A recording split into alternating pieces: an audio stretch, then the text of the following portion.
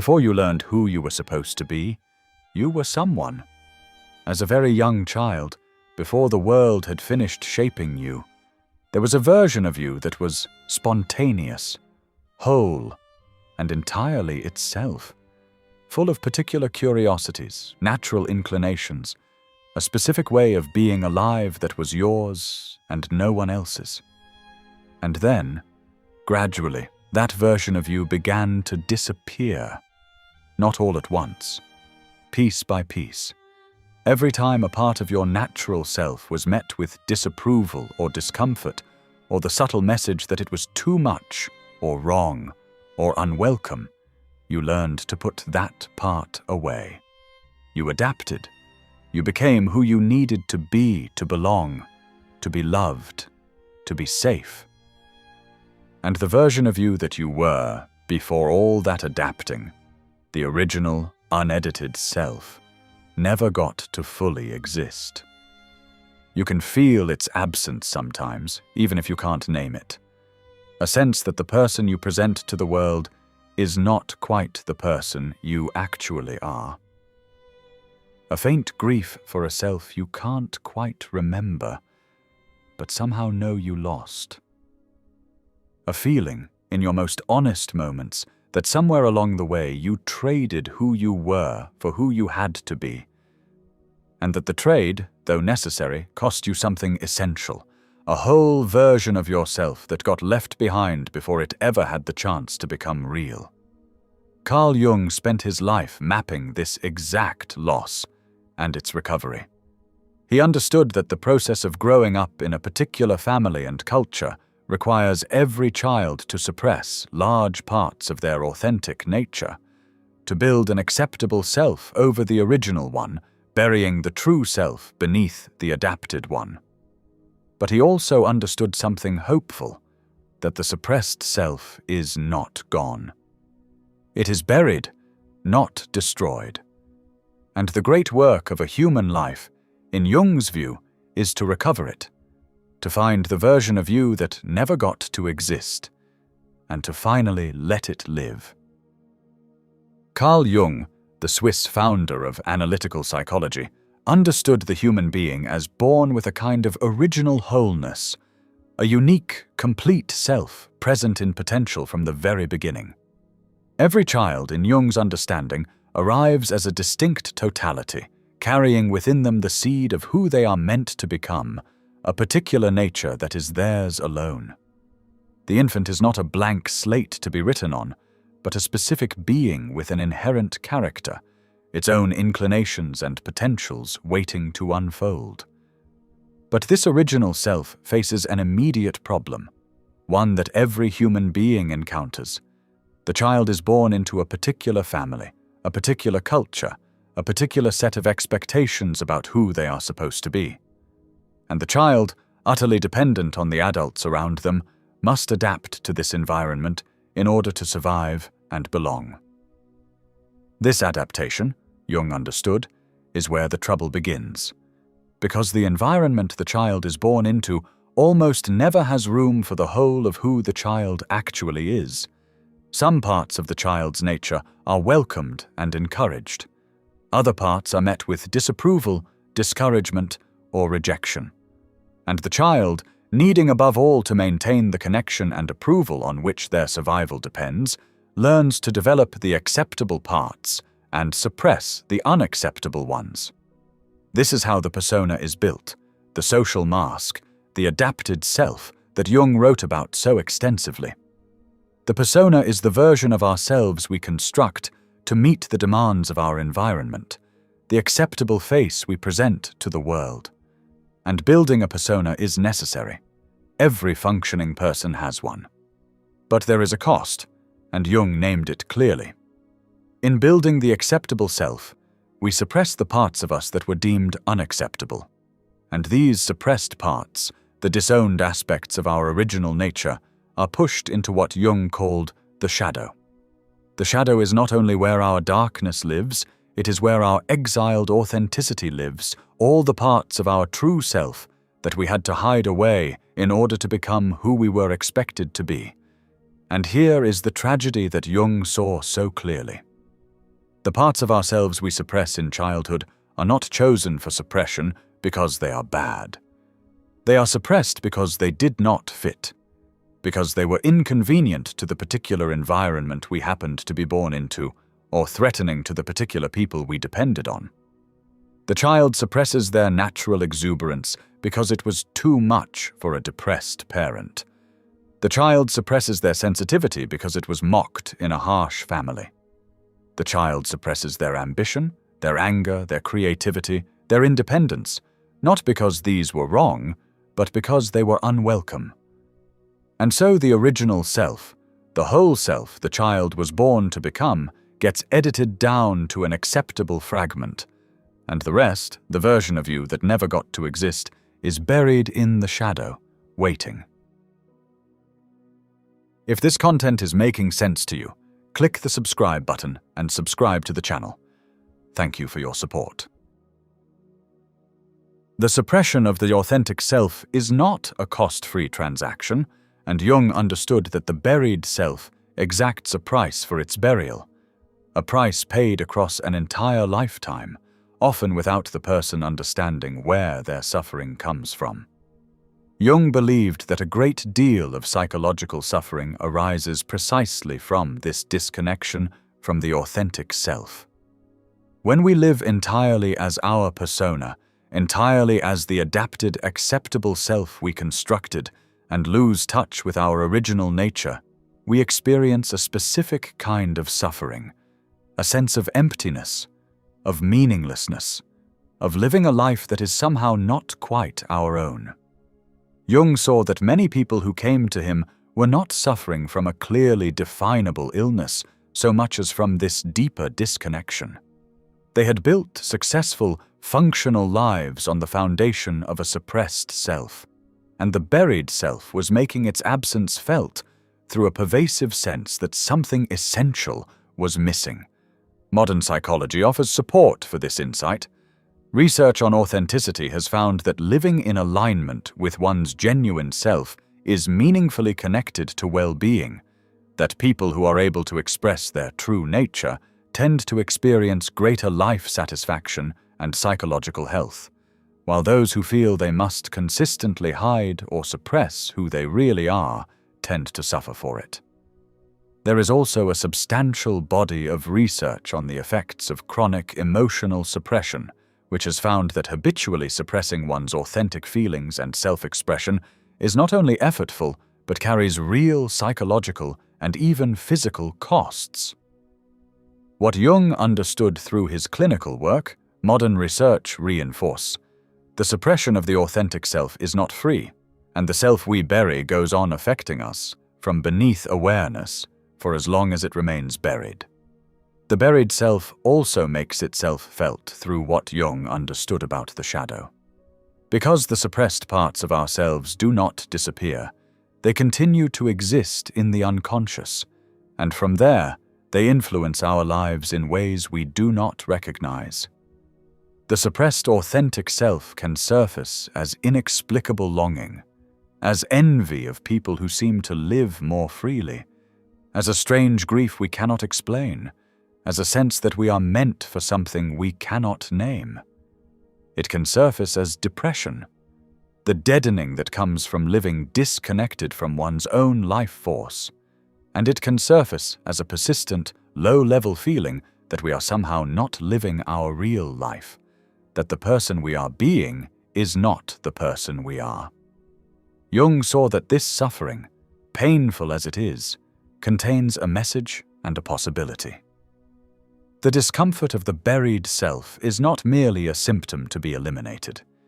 It is the buried self calling out, making its absence known, insisting on being recovered. The emptiness, the longing, the sense that something is missing, these are the voice of the version of you that never got to exist, reminding you that it is still there, still waiting, still available to be reclaimed. The suffering is the beginning of the possibility of return. If recovering the authentic self is possible, and if living disconnected from it causes such suffering, why do people keep the self buried for so long, often for their entire lives? Jung understood the powerful forces that keep the original self in exile, and understanding them is essential to recovering it. The first force is that the suppression became automatic and unconscious. The child who suppressed parts of their authentic self did so, at first, deliberately, learning what was acceptable and hiding what was not. But over time, this suppression became automatic, operating beneath awareness. The adult no longer remembers making the choice to hide these parts. They simply experience the adapted self as who they are, having lost conscious access to the original self entirely. The version of you that never got to exist is buried so deeply, so early, that you may not even know it is missing. You may simply experience your persona as your whole self, unaware that anything was ever suppressed. The second force is fear, the same fear that drove the original suppression. The parts of ourselves we buried were buried because they were met with rejection, disapproval, or danger. And that original fear remains encoded in us. To recover these parts, to allow them to exist, to express them in our lives, feels dangerous, because at the deepest level we still associate them with the rejection that caused us to hide them in the first place. The person who suppressed their authentic anger fears that expressing it will destroy their relationships. The person who suppressed their true desires fears that pursuing them will lead to abandonment. The old fear guards the buried self, keeping it in exile long after the original danger has passed. The third force is that the persona, the adapted self, has become comfortable and familiar, and it works. It has, after all, successfully secured belonging and approval for our entire lives. To recover the authentic self threatens this hard-won adaptation.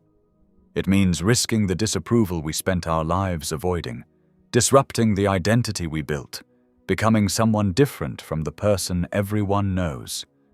The persona resists this. It has kept us safe, and it does not want to yield to the unpredictable, unfamiliar authentic self it was built to replace. And so we cling to the adapted self, even at the cost of the original one, because the adapted self is known and the authentic self is not. Jung understood that these forces are powerful, and that the recovery of the authentic self is therefore not easy or automatic. It requires courage, the courage to face the buried self, to risk the fears that guard it, to disrupt the comfortable adaptation that has kept us safe. But he also understood that the recovery is possible, and that it is, in fact, the central task of a fully lived human life. The version of you that never got to exist is not gone. It is guarded, buried, exiled, but it is still there, and it can still be reclaimed by anyone willing to undertake the work. Jung's understanding of the buried self, reinforced by modern research on authenticity, points toward a real path for recovering the version of you that never got to exist. The work is the work of a lifetime, but it follows a clear direction.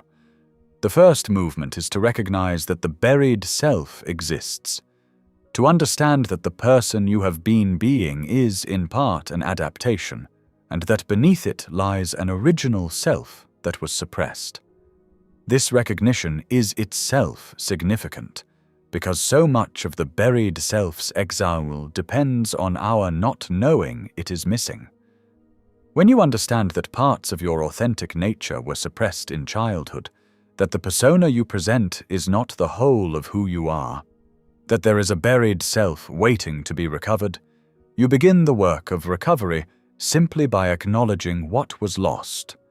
The version of you that never got to exist cannot be reclaimed until you recognize that it was there to reclaim. The second movement is to look for the buried self in its traces, to find the clues that point toward what was suppressed. The authentic self, though buried, leaves evidence. Jung understood that the shadow reveals itself through our reactions, our longings, our dreams, our envies. So the work is to pay attention to these traces. What do you envy in others? The quality you envy is often a quality you suppressed in yourself. What did you love as a child before the world told you who to be? Those early passions often point toward your original nature. What longings persist despite everything? What do you feel drawn to that you have never allowed yourself? What makes you feel most alive on the rare occasions you permit it? These traces are the buried self signaling its location, showing you where to dig. Following them is how you begin to recover what was lost. The third movement is to face the fear that guards the buried self, to recognize that the parts of you that were suppressed feel dangerous only because of an old fear that no longer applies. The authentic self was buried because it was once met with rejection. But you are no longer the dependent child whose survival relied on the approval of specific people. The rejection that once threatened your existence no longer does. The work is to recognize that the fear guarding the buried self is a memory, not a present reality. And to begin, gradually and courageously, to allow the suppressed parts of yourself to exist, discovering that the catastrophe the old fear predicts does not actually come. Each time you express a previously buried part of your authentic self and survive it, each time you allow your real feelings, your true desires, your genuine nature to show and find that you are not destroyed, you loosen the fear's grip and reclaim a little more of who you were. The fourth movement is to live increasingly from the authentic self, to let the recovered parts of you gradually become part of how you actually live, rather than merely acknowledging them privately. Jung called the larger process individuation, the lifelong work of integrating the suppressed and disowned parts of the self into a conscious, living wholeness. This is not about destroying the persona, you still need a functional social self, but about no longer being only the persona, about allowing the authentic self to inform and enrich and increasingly guide your actual life. Modern research on authenticity supports the value of this. As people bring their lives into greater alignment with their genuine nature, they tend to experience greater vitality, meaning, and well-being. The recovery of the buried self is not merely a private reconciliation. It is a gradual transformation of how you live, as the version of you that never got to exist finally begins, piece by piece, to exist at last. The version of you that never got to exist is not truly gone. This is the heart of what Jung understood, and it is a genuinely hopeful truth. The original self, the whole self you were born to become, was suppressed and buried in the process of adapting to a world that did not have room for all of you. But suppression is not annihilation. The buried self remains in the shadow, in the unconscious, waiting. And the emptiness you may have felt, the sense that something essential was missing, the faint grief for a self you couldn't quite remember, was never evidence that the self was gone. It was evidence that it was still there, calling to be recovered. You were born whole. You were born as a specific, complete, unique self, carrying within you the seed of who you were meant to become. And then, of necessity, you adapted. You built an acceptable self over your original one, suppressing the parts that did not fit, becoming who you needed to be to survive and belong. This adaptation was not a failure or a mistake. It was necessary, and it kept you safe. But it came at a cost, and the cost was a whole version of yourself that got left behind before it could become real. The recovery of that self is the great work that remains. It is not too late. This is what Jung wanted people to understand most of all. However long the authentic self has been buried, However completely you have identified with the adapted persona, the original self can still be recovered. The traces are there to follow. The fear that guards it can be faced. The buried parts can be reclaimed, one at a time, and gradually allowed to live. And as they are, something remarkable happens. You become more whole, more real, more fully yourself than you have been since you were very young, before the world finished shaping you. You begin at last to become who you actually are. The version of you that never got to exist has been waiting your whole life for you to come back for it. It is not too late to answer. The child you were, the whole self you were born to become, the original nature you had to bury to survive, all of it is still there, still yours, still available to be reclaimed. And the work of reclaiming it, difficult and lifelong as it is the most important work you will ever do. The work of finally letting the truest version of yourself, the one that never got to exist, come fully and at last into being.